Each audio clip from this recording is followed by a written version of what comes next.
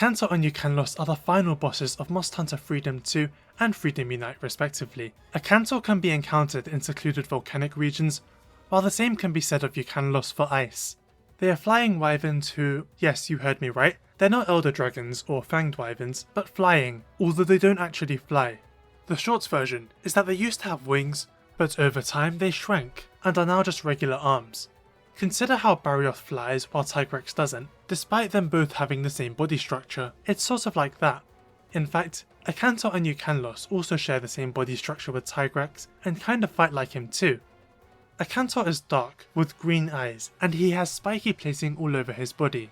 In Freedom 2, he can be fought in the battleground, which is also where Crimson Fatalis can be fought. Akantor can attack by biting with his enormous jaws, either short range or with a massive jaw uppercut. He can charge in a manner that is not as fast as Tigrex, but arguably more dangerous, as he will adjust his direction to track you, meaning that running out of the way is much harder. He can also shift his body to the side and swing his tail around. You may recognise this attack from Nargacuga and Barioth, but Akantor was the first to use it. Akantor will periodically stand up and roar. Like with Tigrex, it deals sizable damage if you're close to him. It will also cause lava geysers to shoot up from the ground. Akantor can slam his entire body down. It's also worth mentioning that after he roars, you can actually be hurt when he goes back down on all fours due to his massive size. He can also dig into the ground, resurfacing a short while later and accompanied by lava geysers.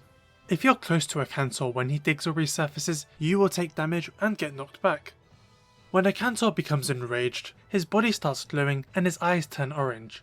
Akantor has a special long range attack, where he fires a wind tunnel directly forward, which does massive damage. If you throw a sonic bomb into his mouth as he does this, he falls to the ground and stays there for a while. Then there's Ukanlos, who has armoured scales all over his body. His most notable feature is his chin, which is sharp and resembles a shovel. He can be found in the Snowy Mountains Peak, a special arena highly implied to be Area 7 of the Snowy Mountains locale seen in the second generation. He shares many attacks with Akantor, but with his own differences. When Ukanlos uppercuts with his head, his shovel jaw digs out snow chunks onto the ground, which give you the snowman effect if they hit you. Instead of the wind tunnel, Ukanlos makes use of an icy laser, and this launches snow chunks from the ground as well. Ukanlos can leap long distances, and while he can dig like Akantor, he also has a special digging attack that has him partially resurface and rush towards you. It's pretty fast, but with careful movement, you can run around it. While Ukanlos is exclusive to G rank, Akantor is not fightable there at all. However, they both simultaneously appear in Monster Hunter Portable 3's endgame, unlocked by beating all single monster quests in the hub. This time they have brand new battle arenas. The Lava Canyon is where you fight Akantor, deep in a volcano surrounded by the ruins of a forgotten city. The Polar Field is a large flat arena in a cave, and because you fight at night, it is illuminated by Aurora Borealis.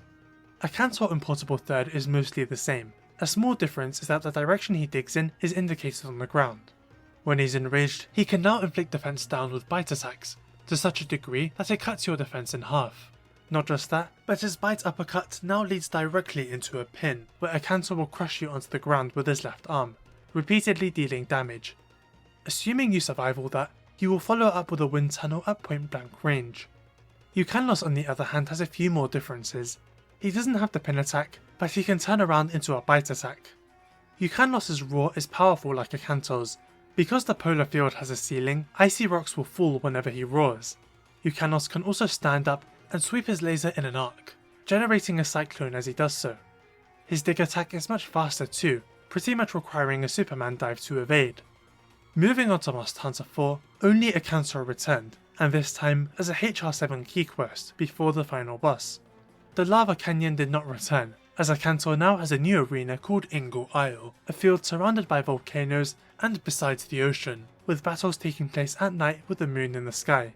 The biggest feature of Ingle Isle is that the terrain can shift in response to attacks, such as the body slam, and this creates ledges that you can leap off of, in order to mount Akantor. In terms of new attacks, he can do Ukanlos' turnaround bite, but also has a new alternate version that has him swing his tail around. When charging at you, he can pull a Tigrex and turn around in order to continue chasing you. He will often dig to the opposite end of Ingle Isle and fire the wind tunnel. He can fire it straight ahead like before, but also sweep it around, and this time it will inflict Dragon Bite upon contact. In G rank, he can stand on his back legs and sweep his wind tunnel twice along the ground, kind of like what Ukanlos does. Speaking of, Ukanlos was later added to 4 Ultimate, and he was a special boss you had to beat in order to access the G rank content. The Polar Field is back, only this time, the battle takes place during the day. Ukanlos' dig attack is much slower than before, but still fast enough to outpace you. This means that to get around safely, you have to move around in a certain angle, but you can't run too fast because when enraged, icy chunks will fly out of the ground. He can also sweep his tail behind him, from one side to the other. The Polar Field is different now, in that attacks from Ukanlos will cause it to shift. Only here, the terrain can become wildly different, to the point you and Ukanlos will both have to climb it. When mounting Ukanlos, you sit on the side of his back rather than the middle, most likely because it would be too sharp to sit on otherwise. Akantor and Ukanlos were later added to both Generations and Generations Ultimate. In this game they're encountered after the final boss, and are no different to how they are in 4 Ultimates.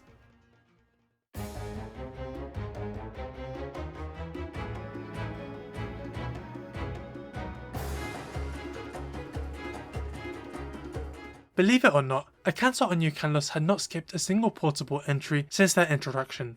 They were in Freedom 2 and Unite, Portable 3rd, and Generations. They were in a main series entry once, but even that was on a portable system.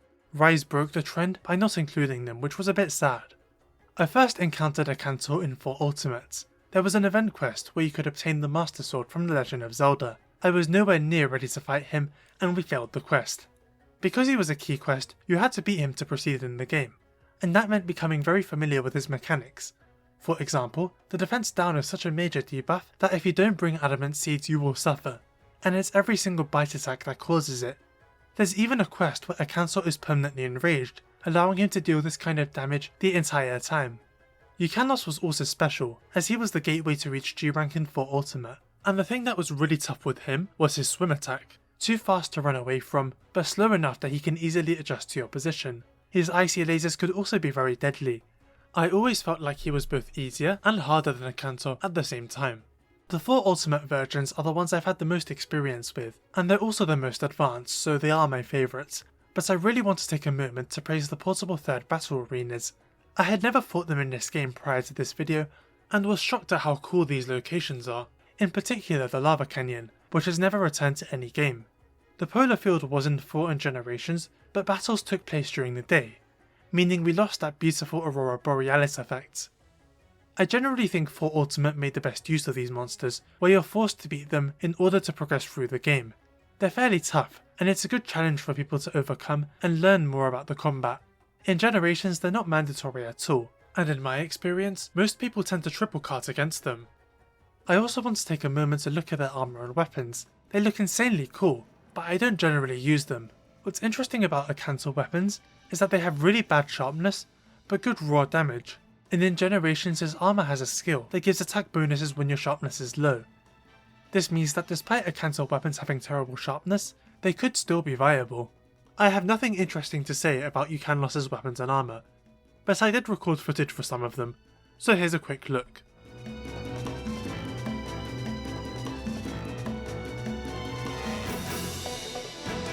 In general, they're really good late game bosses, and it's a shame that they weren't in World and Rise, especially because they had been in every prior portable game.